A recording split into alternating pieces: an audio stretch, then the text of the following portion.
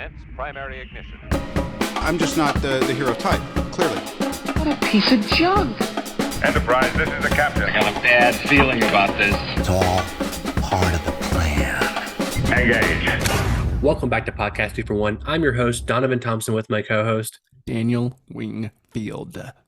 and today is episode 165 of Podcast 2 for 1, youtube.com/2 for 1 studios, the best place to consume the content. And if you haven't already, let's be honest, you probably haven't. Subscribe to the channel. Again, youtube.com/2 for 1 studios, the best place to consume that mother effing content. And if you didn't know, we are sponsored by Kapow Comics, located at 4047 East Kill Avenue in Sherwood, Arkansas. There they have comic books, collectibles, graphic novels, and of course, special guest appearances throughout the year. It's true. Kapow. Oh, I was like, I can't proceed with the podcast, Daniel, unless I hear a kapow come out of your mouth. Kapow. Okay. Episode 165. We're kind of going a little off kilter here, off genre kilter. We're talking about a show we've never talked about in terms of like a whole episode about a particular this show. We've mentioned it in the past of what we've been watching. We've mentioned it in comparison to other shows, but we're kind of taking a small hiatus to other genres as we kind of both of us catch up on various things so we can actually review some of our normal content. We are talking Barry season 4, which is also the last season of this show on HBO, where you can find on Max, hashtag the place to find HBO. And we are talking about Bill Hader's 4th season. I don't know. This is his magnus opus, I guess. In his career. I mean, like it's all him. He wrote it. He's directed all of the last season. His acting range has been phenomenal. It's been wonderful. Yeah.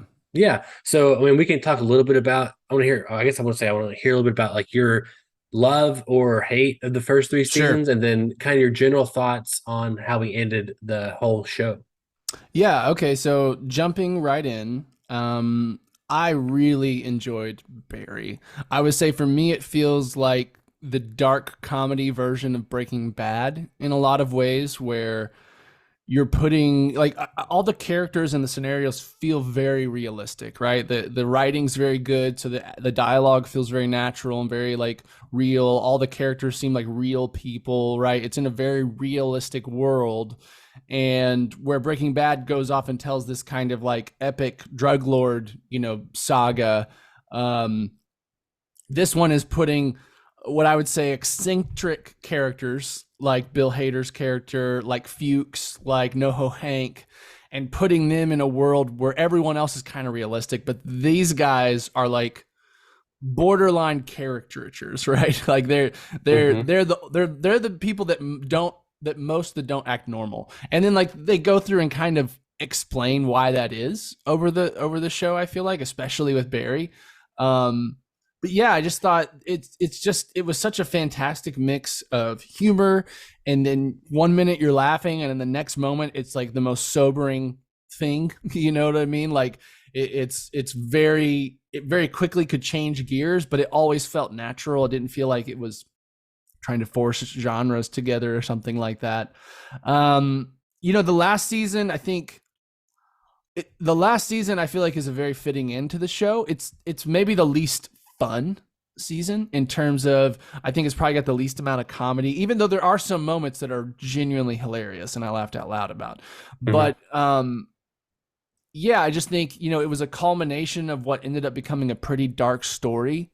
And it's hard to imagine it really going any other way in the world that they set up, right? In a world where very like murder is bad and like all these things, like it felt pretty impossible for them to give Barry like a triumphant ending. And I think probably I would have been a bit dissatisfied with that in depending on how they did it. But I thought that the very ending, like the last episode, was such it twist on my expectations, and just like a kind of like last little dark comedy twist of the knife in you as the show's going on, finishing up. But yeah, those are just some general high level thoughts. What about you?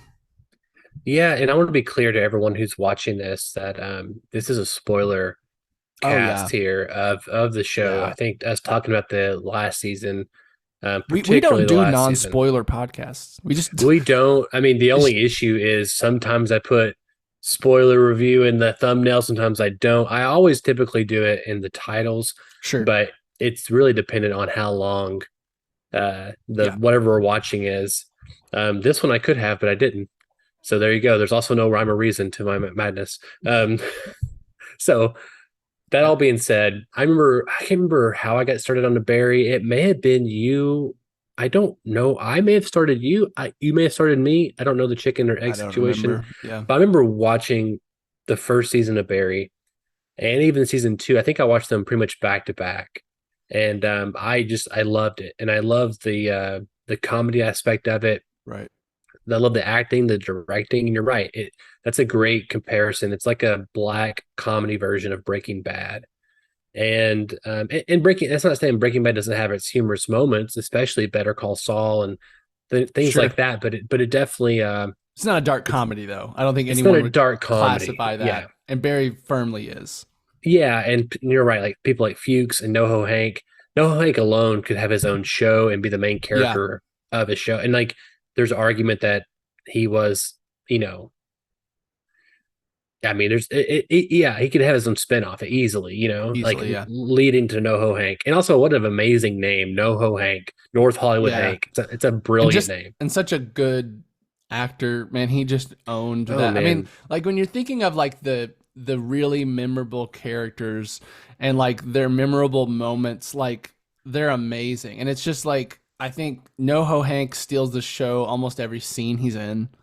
And I don't know, like I remember, I think it was like season 2 or 3 when like NoHo Hank's trying to get Barry to like work for them again. And like Barry's working at like a department store or something. There's just some hilarious moments with NoHo. And I think he exemplifies he exemplifies the show in a great way because he is most of the time ridiculous. But when he needs to, he can turn on like this kind of sinisterness to him. Yeah, that when you see him initially, you're like, no, that's not in him, right? And so like he becomes like he's such an interesting character because he has all these layers. And then, what they do with him and Cristobal's story is it's just interesting. Like it's not a happy ending with a bow on top where you thought it was leading. It turns into this very complex ending for them that just has a lot of layers to it, right? Like there's a lot of motivations playing into how everything played out. And it's just, I think that's a great example of a character that on the appearance seems ridiculous and silly and maybe surface level, but like his story is very complex. It goes a lot of places and, he changes throughout the show for sure. No, he does. And that's one of the interesting things of all TV shows is like that first season, you have certain characters coming in and then it's like what's sticking, what's working, like, oh, this character's interesting. I can kind of keep going with them. This character's not. So I think as we got through, just kind of go back, I really love season 1 and 2 and I love season 3 and I like season 4 also. But you could see the tone change really start happening in season 3. And that's one of my only things. And again, for all the people who've been listening to 165 episodes now, which if you have, God bless you, Joel. But we see you, Joel. Yeah, we see you. Actually, I've just found out my buddy Sean listens to a lot of the episodes. So hey, Sean. Oh, cool. Hey, Sean. Don't know who you are, but hey, what's up? So I think the tone shift in season 3 particularly, kind of threw me off a little bit. Again, I thought season 3 had some amazing directed things, and it's just kind of like this is so entertaining. And then season 4 hits, and there is some of the comedy that was present and the lightheartedness, and also the redeemability of Barry. Because I kind of felt like at first, again, that's where my head always goes to. I think that's because that's the entertainment that I want. I want happy endings, I want redeemability, those kind of things. And then when Barry kills, I'm trying to think. Dean Cousineau's girlfriend, the detective. Yeah. And is that in season 1, I believe? Into season 1, yeah. Yeah. So like it's like, oh, it's kind of irredeemable kind of action. And the way they end it, so it's in the first season. So it makes sense by the time we get to season 4 where the chips land and the story they're kind of telling. And I'll say this. If the show had went on 2 or 3 more seasons or even 1 more season and we didn't kind of get to some of these larger beats and kind of close up these stories, I think I would have be more soured on the show just because it's like, okay, it feels more specific this way. It feels like this is what he wanted to say, and he says it in a pretty good way. And I can recommend a 32 episode story to somebody. It's only 32 episodes. And it's only half-hour episodes. It's 15 hours. Exactly. Yeah. It's just that's 5 weekend. more hours than some full seasons of TV. Like most TV is like 10 hours, right? Like, modern seasons. TV. So it's like barely, it's a season and a half of most television just in terms of runtime. And I will give it credit. The episodes feel so dense. They don't feel like 30-minute episodes. Like every time it's like, that wasn't 30 minutes. Like just, it feels like so much happens. And I think that's a great credit just to the storytelling that they like completely maximize their like the use of their like runtime, right? Like there's no fluff in this show. And no, I agree with you. I think like there was always part of me that like wanted to see Barry redeemed. And, I do think that Bill Hader deserves a lot of credit because like, I don't know. I think, he ended up telling a dark comedy that dealt with a lot of like trauma and like war crimes and like the justice system, like very showing, like kind of exposing or like putting light on some like not maybe taboo subjects, right? Like things that aren't just like we all agree or like, we have a clear idea of what we should do. And I think that show didn't have to do that, right? Like the show could have just been a dark comedy with a hitman that, they don't really go back and like give you a reason to empathize with him. But this show very distinctively did that. They like show you Barry being this like very impressionable, like person that starts getting praised for killing people and just like all of these things that like culminate in what he becomes by the end. And I just think, when you're doing a show about a hitman, you don't have to explain why the hitman became a hitman. But when you do, and you do it like this, and it feels so real, and it feels so like, I bet there are people in real life that this was their story, that they went to war and they were already maybe psychologically primed for something bad in their life, and then it just was the beginning of like the darkness in them. Like we know there's stories like that, and so I don't know. I applaud the show for that. Go ahead. Yeah. Also, another interesting thing to kind of talk about, and I could be wrong on the not time frame of this, but in terms of just like when this started kicking into like movie culture, TV culture. But I remember we talked to Bruce, I don't know, 100 episodes ago, 50 episodes ago, I don't know. We were discussing Die Hard.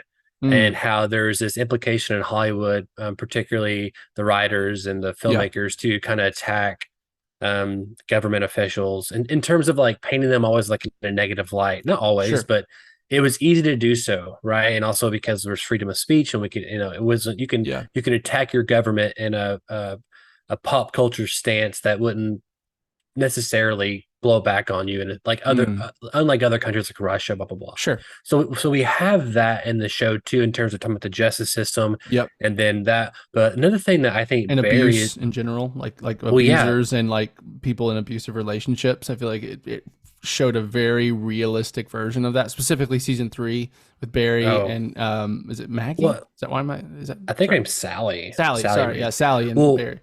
What I'm getting at here though, and this is tied to that Sally's story, particularly season 3, and really in the season, and it's season 4 feels like it's the epilogue of everyone's choices, right?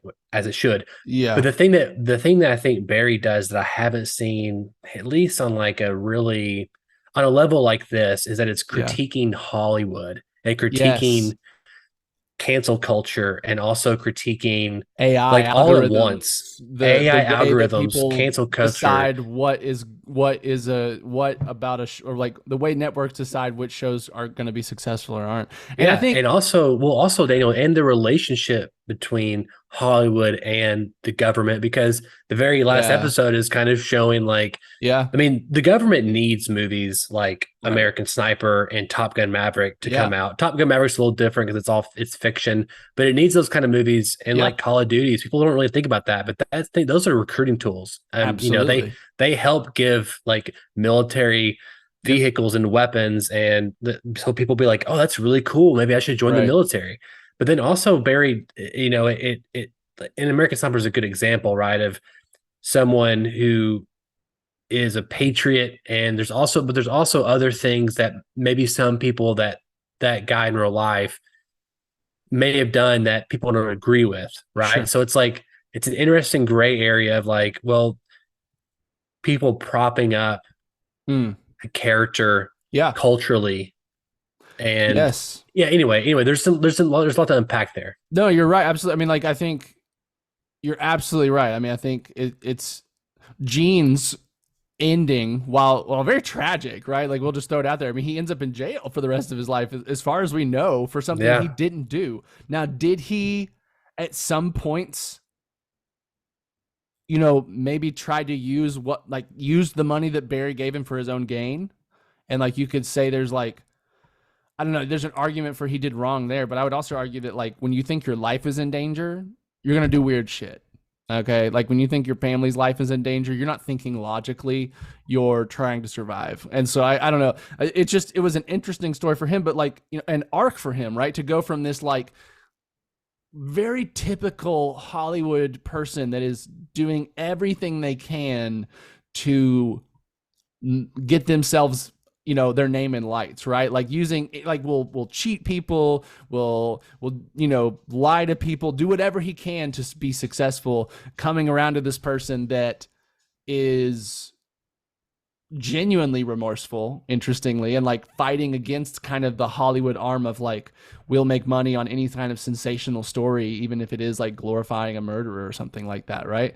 And I think that's interesting. Well, it's genuine. It's genuine until that door opens up where he has a pathway again. You're right. Because you got Daniel Day-Lewis and Mark Wahlberg. Was hilarious. Like I was which is hoping, amazing. Like for one, it did kind of feel like they were like bashing Mark Wahlberg a little bit, and so like I didn't expect him to be there because I didn't think he'd like want to crash that party. I was kind of thinking too that what if Mark Wahlberg showed up in that? I was just hoping he had that level of like had that level of self-depreciating humor in him. I'm not sure he does. I think his ego may be a little bit too big for that, but I don't know. Yeah, but the point is like it's just such a complex, like every character, like in the main characters, I would say like Sally, Barry, NoHo, Fuchs, and Mr. Cousineau are like the main cast, essentially. They're the ones in every season. And just each of them, just like if you track their stories, they're just kind of wild.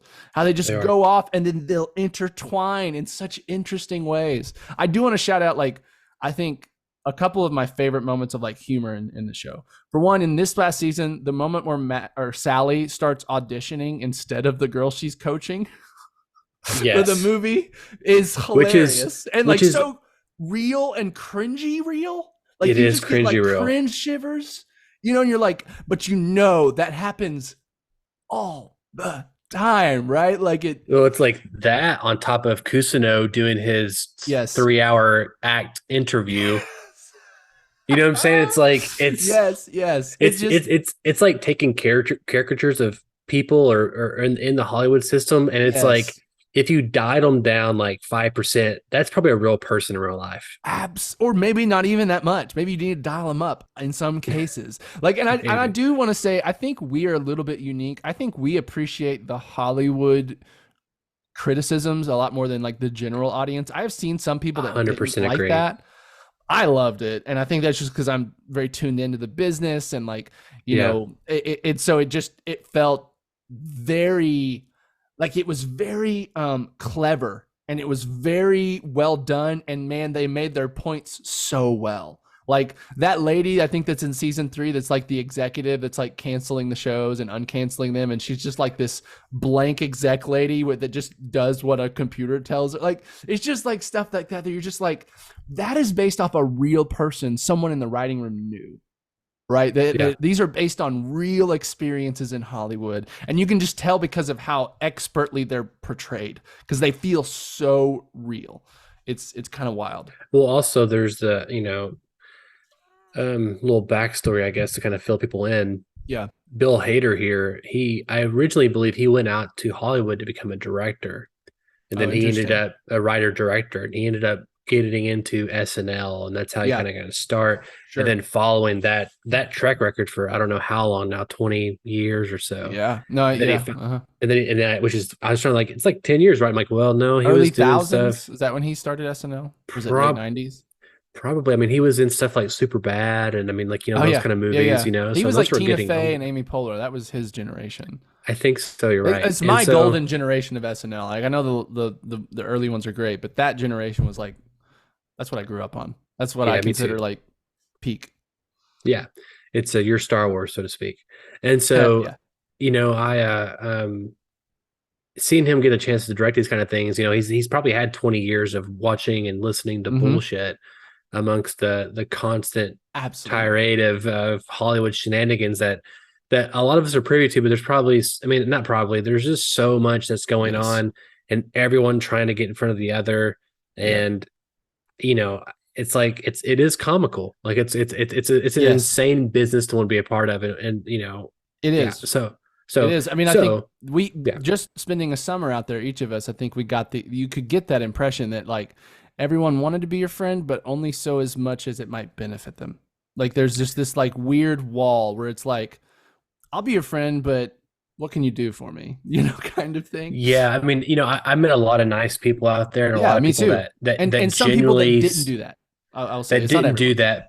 But you could just because you know, I think it was our benefit to Yeah. grow up in a place like the South where you see Yes. like what genuine like care Yeah. and relationships are in terms of just like talking like they would stop on the side of the road and ask if you're okay, sort of thing. Sure, like and right. instead of driving away.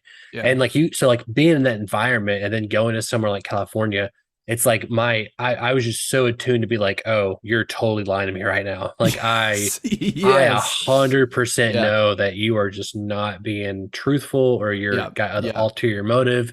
Like I just knew immediately. Yes. And I wonder how many people don't know that grew up in that system or Yeah, you're right. or that's just the system they're in. That's just how things are done. Yeah. Which I get it to a level. But how do you think overall, Daniel? Let's talk about the ending of this and kind of where our characters end up and kind of what I want to talk about where they end up and more importantly, what is Bill Hader trying to tell us by these characters' destination? So let's talk about Kusino first. So Kusino ends up in jail, right? And he ends up in jail and blamed for some of the shenanigans of Barry's murder, his girlfriend's death, mainly his girlfriend's death, and then also basically like manipulating Barry into doing some wrongful things. Right. And then it's all tied to the end here, but there's a movie made about that reinforces that idea. Yeah. And so which was hilarious, by the way. That fake movie. Oh man, it was wonderful. It was, which we'll get into with Barry's. So Kusino, it felt like he was a character that someone who really wanted to make it really bad, and because of his own choices, or just because he didn't have it. Well, what he felt like one of those people that didn't have it to really make it in Hollywood, but has just enough like tangential experience that they start teaching. Like it's like Kusino is the embodiment of if you can't do it, teach. Like right, like that is his character, is someone that really couldn't make it in Hollywood, ended up burning all his bridges, and no one wants to work with him. So he starts teaching acting because it's arguable that he wasn't a good teacher either. But absolutely, I mean, like he, you know, his methods are all about him. Right. I mean, like that's what you get in the first 2 seasons is like he's teaching these students not so they can get better, so that he can look good for making these actors act better. Right. Like that's his sole motivation, it feels like. And so, yeah, I mean, I think he very much, I mean, he feels like I see these all the time. You see these in like some of the filmmaking Facebook groups, but you'll see people like posting about acting workshops that come to like Memphis or these other places with these storied actors that like aren't getting work anymore, you know, so they're doing these tours to get paid. And it's like what it feels like it's preying on people that don't really know the system, don't really know the business, and can get sold on the idea that like, come to me, I'll make you famous. You know what I mean? And like that's Gene to me. Gene is that in the beginning of the show, that's his character. Yeah, you're right. And so do you think it's justice, or what do you think Bill Hader's trying to say with his ending with him? I don't know. I mean, I think or they're just tragic. It's just a tragedy. Yeah, I think part of his is tragic. I think maybe it's the tragedy of living in that way. You know, in the end, it was, even though it seemed to me that he had some kind of genuine changes of heart in, you know, in the time gap in season 4, but that part of him that still wanted that ultimately became the thing that doomed him. Right? It was that part of his personality that was their smoking gun in the end. Yeah. He was making lots of decisions prior to the Daniel Day-Lewis drop that it was like, it seemed pretty much like, no, he wants to stop everything about this, which felt like a genuine change. And then it was like, I guess your better demons sometimes get the best of you, and it can cause you to fail. Yeah. And he fails in a big way. Again, I don't know if his punishment fit any of his crimes. Oh no, I don't think so. I think that's the kind of the tragic part of it. But like, you know, it's I think that's the part is like, it's a part of him. Something that he always wanted was to be recognized as one of the best. And so like when it's handed on a platter to him, Daniel Day-Lewis will be playing you or Barry or whatever it was. Which is, you know, it's like, I get Daniel it. It's Day-Lewis is going to play me in my life. Like, I mean, that's like as wild, big in lights as you can probably get. You know what I mean? Like he doesn't get much. So it's like they're playing at his weakness, right? Like his weakness is wanting fame. His weakness is wanting to be popular, wanting to be liked. And even though he's taken time and has lost that, there's still something in him, probably from childhood, that still wants that. And so like when it's really like, here, have everything you've ever wanted on a silver tray, he can't resist. And I think that's probably true to a lot of us.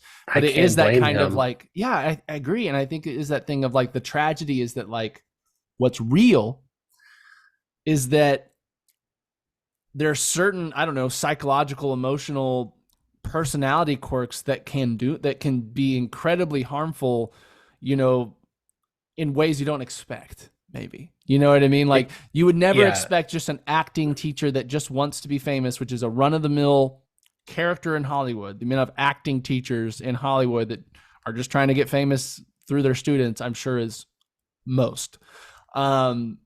But I guess it's like, I don't know, it's just an interesting twist to his tale. I think to me, that's the moral of it, right? That like, it was his own. Well, it's a cautionary need for love in a way that doomed him to his fate, even though he really didn't deserve that fate. It's also it's a cautionary tale of selfish ambition. Absolutely. And the need to be accepted, which trying is to use other people for your gain, which he did do. You know, he tried to make bank off of Barry and Sally when their careers were going well and all that kind of stuff. So he did. So let's talk about Sally next real quick. And then Sally, hers is a little more, even more maybe complicated for me, because I have to think back about season 3 a little bit, which is where she really comes into the forefront in terms of like some dramatic things happening to her. Yes. So she's similar to Kusno in a lot of ways in terms of she's an actress that wants to make it, and she does show talent. Like, I mean, it's funny because these are actors. All these actors are amazingly talented, by the way, and they're playing actors at various levels of degree of talent. Yes, which is also incredible. So I think it's safe to say in the show, her character of Sally is a good actress. Absolutely. Right. And so she gets a TV show. She ends up doing a showrunner. She ends up, you know, doing that great, like that good monologue in front of the director, and the director calls her out, like, I need your voice in that body, sort of thing. Yeah, just make that come out of that. Yeah, exactly. And so hers is interesting too, in terms of this, also somebody who I feel like she seemed sweet and ambitious and not as manipulative, but then you start getting into her situation, season 3, where she starts making some pretty harmful decisions of being a showrunner and someone who has power, and cornering that, I can't remember who it was, a writer or another teammate of some sort in the elevator, and it goes viral. And it was the girl that stole her show. It was one of their classmates, right, in the theater class, that ends up stealing her show, or like essentially stealing one of her ideas and making it her own. And I agree. It's her arc is really interesting because again, she starts the show as just like a theater girl, right? Like she just feels like an actor, like in just one of those ways that like done theater. If you've been around actors, it's just it's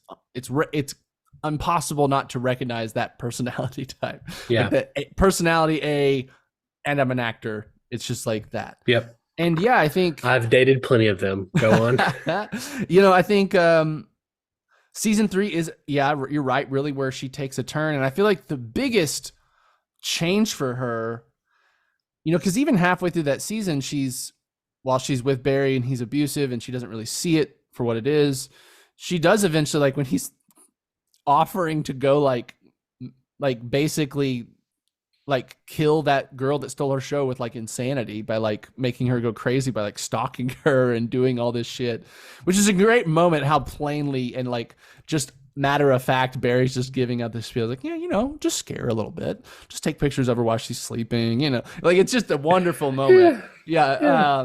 And then she like gets freaked out and makes him leave. I think to me the big moment was when that guy attacked and she killed him, right? Like that's when her character changed forever and like couldn't go back to where it was before until maybe the end, you could argue. But I think especially like her moment, like, so when that guy attacks their house in season 4, right? And he's like, which one for real, great job being really freaky, having this guy in all black follow her around and like, it's creepy as hell. And it was really well done.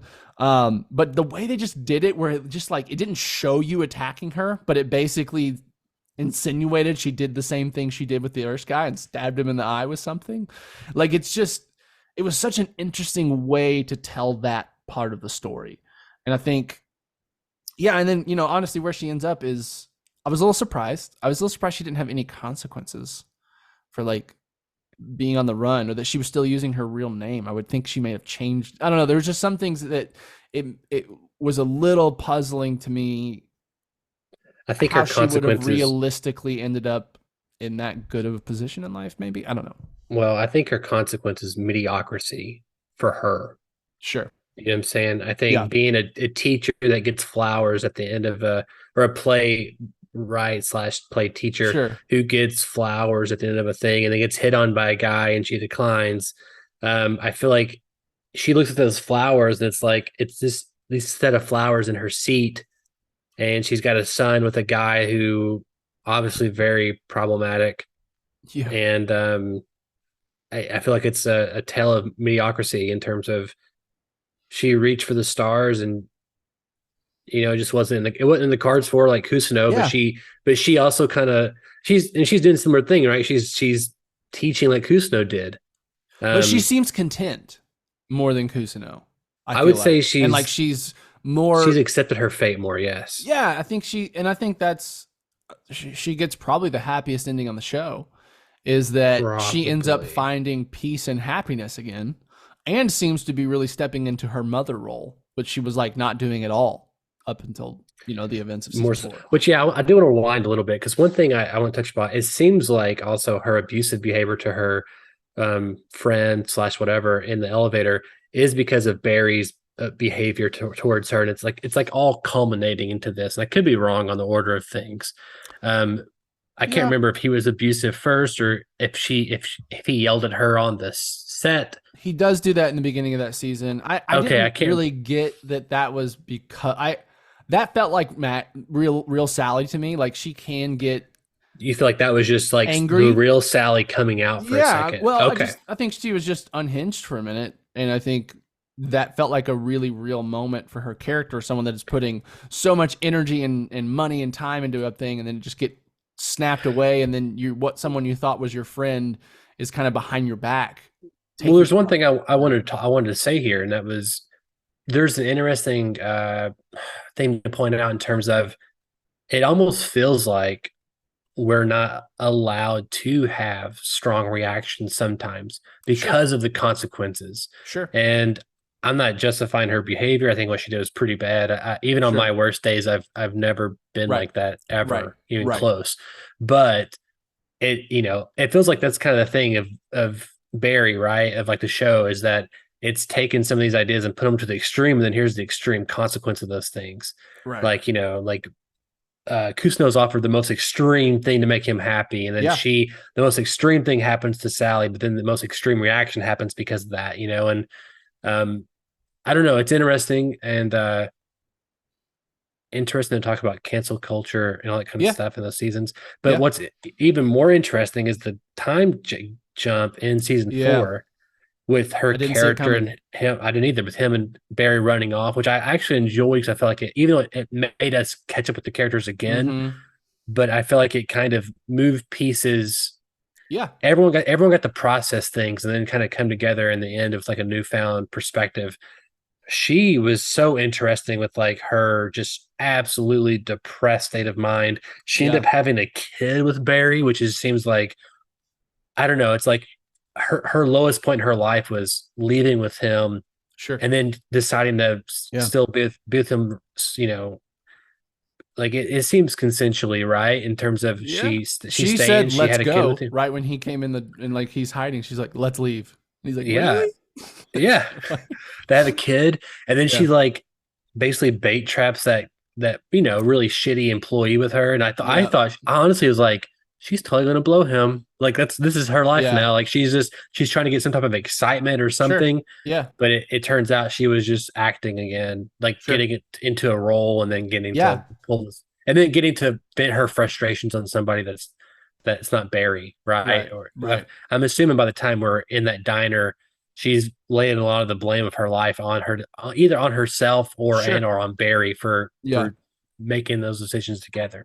So lot to unpack there too. But let's talk about Barry here at the very last few minutes of the pod, Daniel.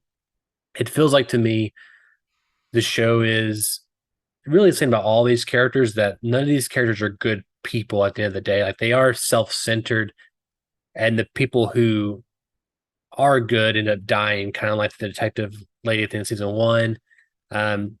Even NoHo Hank, who it seemed like he was a bad person and made bad decisions, but it almost feels like he was a more remorseful, good heart, but he was more remorseful than Barry or Sally or Kusino. It felt like to me in a lot of ways, even though, and Barry, it feels like someone who, has good intentions, but then also warps what is true in order to. Oh, it was something at the end. Let's talk about the movie at the end, right? I think it's like that's what he wanted.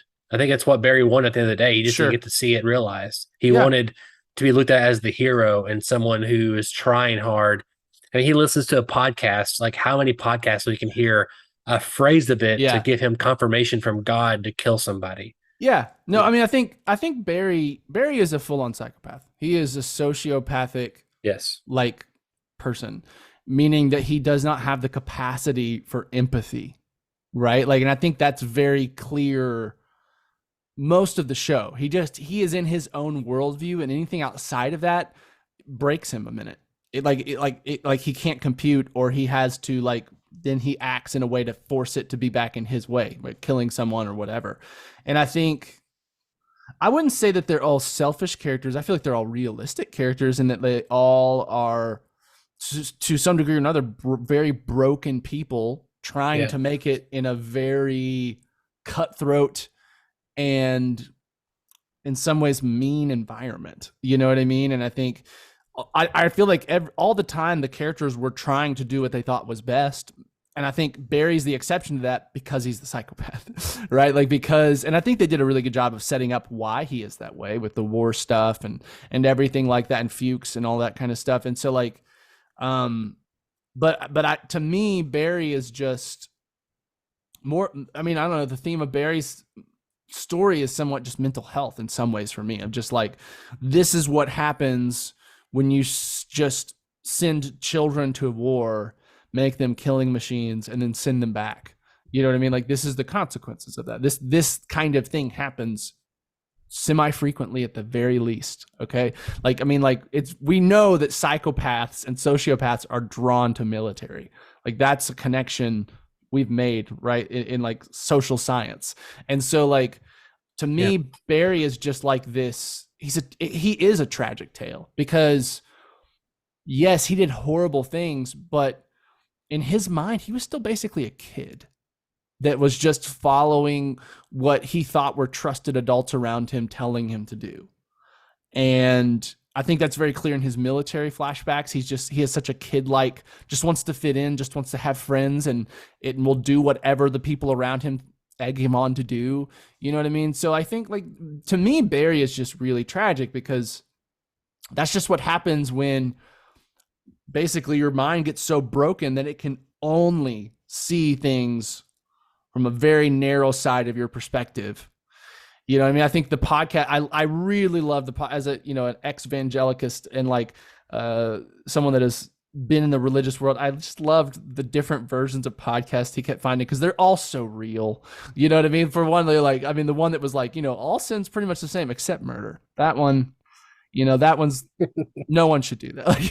And then he finds the next guy and he's like, yeah, God called people to murder. But no, you can't just murder anybody. You can't just like murder someone for crossing you. It's like, fuck, and he finds a new one. And it's just like that to me exemplifies like his mental state is that he's only really able to process things that agree with what he already thinks about everything. That his worldview has been cemented by trauma and all of these other things. And so like, all he can do is operate in that world and kind of force things to conform to it. And I think, yeah, it's sad because none of that was his fault. Like becoming who he became was not his fault, right? He was really molded into that by several different forces. And that to me is like the big thing with Barry. It's just like, man, it's the dark side of his comedy of like, yes, he's hilarious and has some of the funniest moments in the show, which I want to shout out in just a second. But like, also, he is such a realistic portrayal of trauma and mental health issues, like serious ones, And I think that's that's a beautiful thing about the show, I think, to me, is that it can be both humorous and ridiculous and outlandish, but also like touch on real subjects in a really complex, nuanced way. This might be apples to oranges. I'm not quite sure. We did make the Breaking Bad comparison early on in the episode. Yeah. And I want to ask you this.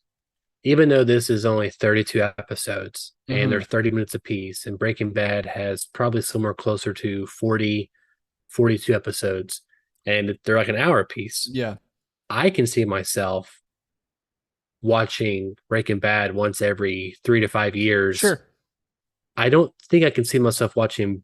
I think I could see myself watching it one more time. Sure. If Kimberly, for some reason, wanted to watch it, or my kid wanted to watch it with me one day when they're older, I could see that. I'm always down to experience something, even if I don't like it, with someone else again.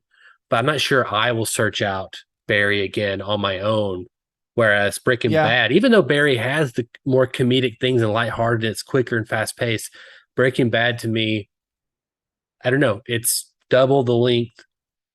But I will, and again, it's Breaking Bad, right? It's it's the greatest show of all time. In my opinion. I mean, I think Walter White is the reason to do that, not because just Bryan Cranston puts on a masterclass of character arc in that show. And like, to me, I can rewatch Breaking Bad just to watch Bryan Cranston act through the whole series again, because he just, to me, is just unfucking believable. And I think too, that show, to me, Breaking Bad had a bit more of like, the cinematography was much more thematic, or like I do think Barry had good cinematography, but a lot of time it was just more like, normal over the shoulders and just kind of like shot like a movie. And I feel like Breaking Bad had so many like camera angles where you're just like, why am I seeing this perspective and yet it's working? You're like, it just had so much more like someone. I think Vince Gilligan had a very, I don't know, just to me, it's like Breaking Bad is a masterclass on acting, on cinematography that informs story, on writing, plot, and action. Yeah, like on show running. It's like the ups and downs of the show. The highs are just like amazing. It's literally like again, just the plot, right? Like the plot's so intricate, and you don't see it coming. I'll fight anybody. It's the best show of all time. It may very well be, and I think you know, And number 2, maybe Better Call Saul, or at least maybe it may be. I don't know. I love it, Better but Call I think Saul. Breaking Bad's to me I think better. Breaking Bad might be better, but Better Call Saul is it's like your twin that was born second, and you're like, I don't know. But also, I don't know what that means. Breaking Bad's a bit more of while it is realistic, it's also more fantasy. Like there's a lot more unrealistic things I think that happen in Breaking Bad than Barry in terms of just like no. I disagree wholeheartedly. I don't know, just like Barry's way more goofy. But the moments that Walter has that are just like say my fucking name or throwing the powder when he's with Tuco, like those are just kind of like almost like superhero like moments for Walt. Like he just becomes this like intimidating force, and you like it. You're enjoying watching Walter like take control of situations that, to me, well, yes, it's really fun to think of a chemistry teacher doing this. I'm not really expecting to find this in real life. Barry, I have to almost disagree. Every character in Barry, I feel like there's about thousands of people that are that character type. No, I have to wholeheartedly disagree. I mean, just the guy who's the detective's dad, who's interrogating all these, who's the Kusano and all these people to get what he wants. That character alone is very fantastical. I'm not saying it's not real. I feel like by the time you get to Walter White, say my name, and also throwing the powder down, it's very well earned. And other things, I'm not saying it's not earned. I'm just saying it's a bit more fantastical. I just think what Walter White does, his accomplishments, I think are much more like the things you read about, like I don't know, Pablo Escobar doing, right? Like they Walter White's story is he becomes like a Pablo Escobar level drug lord from a chemistry teacher. To me, that is a bit more unrealistic than a war vet that becomes a murderer. Like that to me is just like, it's more common. At the very least, it happens more often. I see, this is because we come in for some reason Breaking Bad versus Barry. I see on paper those two sentences and you're like, oh, this seems way more whatever. But the context and the time, and that's part of my reasoning too, is that you get more time with Breaking Bad. It's way more fantastical with Barry, in my opinion. But my point still stands. Do you think you'll be watching Barry again in the future to come? Again, maybe like you said, like in a way that it's like I'm rewatching it with my son someday, or like, something like that. I think it is that kind of thing where it's like Barry is sometimes, and I think to me, this is kind of towards my argument, is like Barry's a more uncomfortable show to watch sometimes. And to me, that's what makes it more realistic than Breaking Bad, is that Barry has people handling horrible situations and doing horrible things, and it makes you feel, I don't know, like it to me, it's sobering. It's like I come out of those scenes like, fuck. You know what I mean? And I think the darkest moments in Breaking Bad, the most crazy things that happen, they're almost more like fist pumpy, like, fuck yeah, they killed all those guys in prison in under a minute, or like, these kind of things where you're like, you're kind of rooting for it. And to me, Barry, every time something sinister happens, it's like you can't root for that. You can't root for Barry killing one of his service mates because he accidentally told them that he was a hitman. Like, you can't root for Barry in that moment, right? I can root for Walter White blowing Gus's face off. That feels like oh fuck yeah, Walter White's the big daddy. You know what I mean? And like, it's also different because that's where the characters are also coming from a place. They're starting from a different place. Walter White is a chemistry teacher who gets cancer and tells the audience that he's getting money for his family. Right. Barry is someone who is a ex-military guy who's now become an assassin. Yes. And falls into an acting class. Here's where I think Walter Whites exist. I think in real life they die in season 1. They die when they meet Tuco. Like a drug lord does not like allow a chemistry teacher white dude to have anything to do with their business. I think that's where it's like, I think the setup is amazing and realistic and feels so real. I just think where the show gets to, as big as the show gets with some of its events, it doesn't get that big. It's pretty. Anyway, we can argue that all day long. Yeah, I do want to. Before we end, I do want to just shout out like my favorite episode of Barry, and I think it's the funniest one, and I think it was just like the most interesting from a narrative point. I think it was in season 2. It's the episode where the detective, Kusano's girlfriend, her partner figures out that Barry killed her, right? And he like traps her, but instead of turning him in, he makes him go kill his wife's new boyfriend, his ex-wife's new boyfriend. And so the whole episode is Barry trying to convince this guy to run away. Right? He's like, remember, it's like the guy, the boyfriend, I don't think says a single word the entire episode. And it's like, that's right. Yeah. And he's in there and he's like, no, come on, let's pack it back. And the guy's like, and then he like walks in his trophy room. He's like, that's a lot of trophies. Are you like and he's like realizing he's a professional martial artist. And then he fights him and like barely wins. And then his daughter comes home. Do you remember that? And she like goes banshee and like screams and runs out on all fours. And she's like jumping off roofs, and Barry and Fuchs are like, what the fuck? Like and then the end of that episode is Barry finding that guy again in a random store at the end. Like he's just like going to a store and he turns and it's the guy he thought he killed at this point, like in a neck brace and like buying something, and they stare at each other. And then the cop that hired him ends up coming in and they like kill each other. You know what I mean? So Barry just gets off completely scot-free and like doesn't seem to have, it's just the physical comedy in that, and the fact that like no one talks in that episode except Barry and Fuchs, and they have all these other characters that are just silent actors that just are fucking hilarious. Like that episode alone is fun. I think you can just rewatch that one alone and just enjoy the humor in it. There's the dryness of it. It's just that may be my favorite episode as well. I think to kind of touch upon people's pain points this last season is that it did lose some of that kind of goofy scenario humor, right? Where there's always like it's something fun and nice about coincidences, and you walk into a room, the guy you're fixing to fight is actually a martial artist.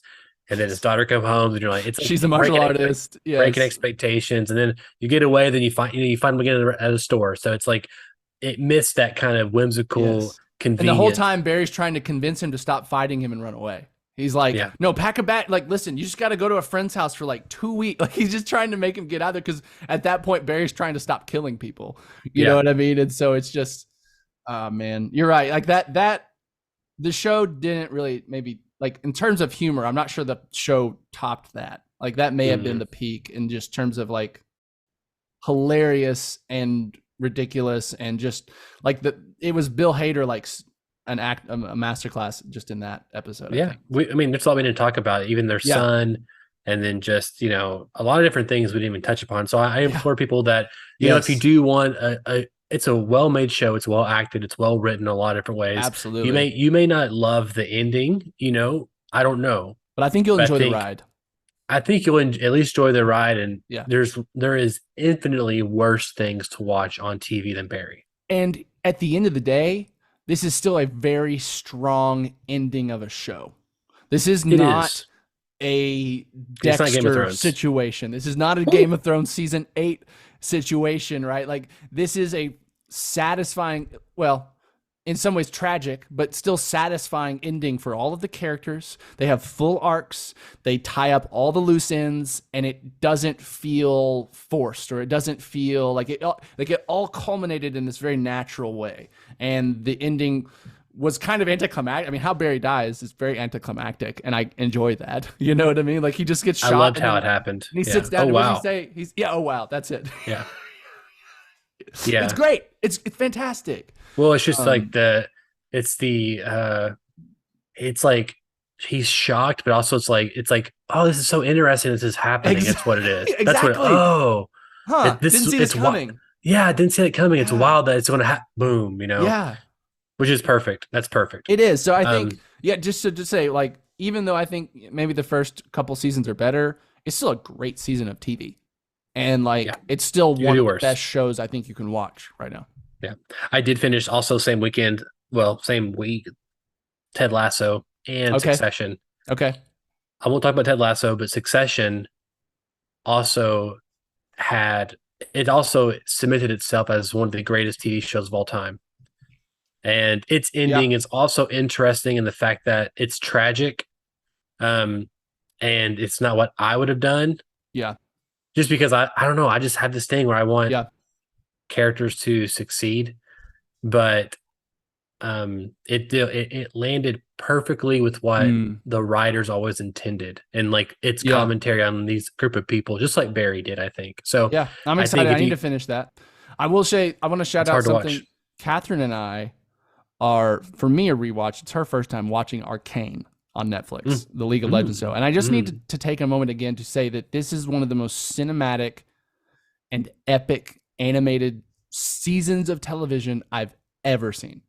Like, if you, the art style alone is a good reason to watch it. Like the animate, like how they do the fight animations, they like change animation styles mid. Like I need to send you a clip of one of the fight. It is just like the amount of chill goosebumps I get. It's just like, fuck.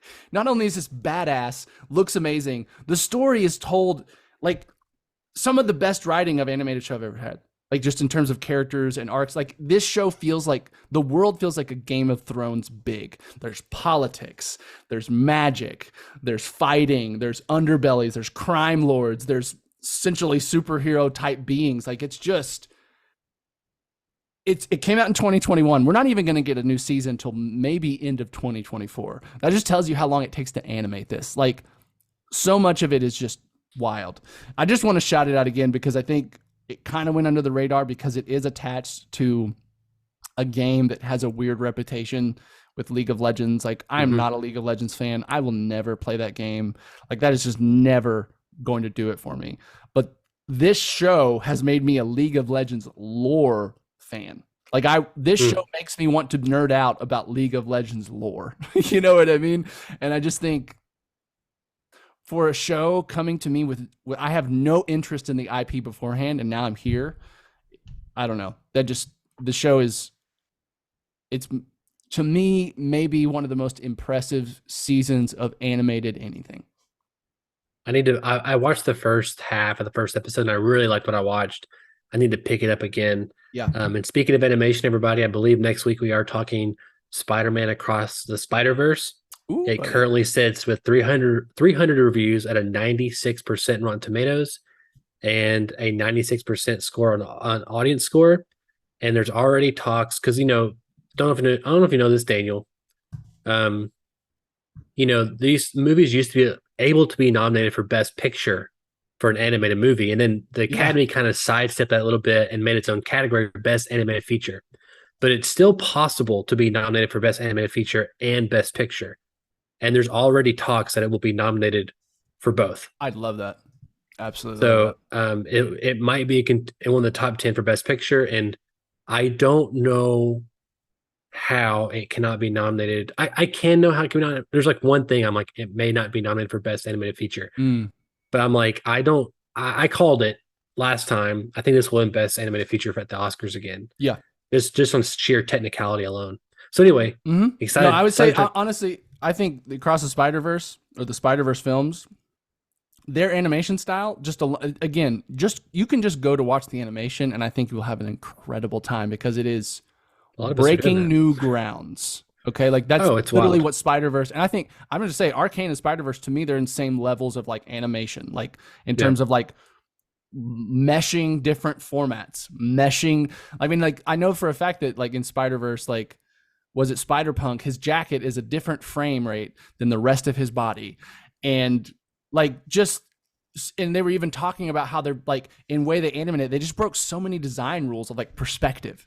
Right, like in terms of like drawing things, like they would just like show things that aren't realistic perspective, but they're doing it on purpose, and it's all a part of this vibe. It's just, I'm telling you, dude, there's groundbreaking animation, and I think that's just it stands on its own like that, and then it's an amazing Spider-Man story. You know what I mean? Yeah, dude. There's so many times in Spider-Verse where I was just sitting there like this, and I was just shaking my head like, I cannot believe I'm watching certain things happen. Like I'm like, it's so visually wild.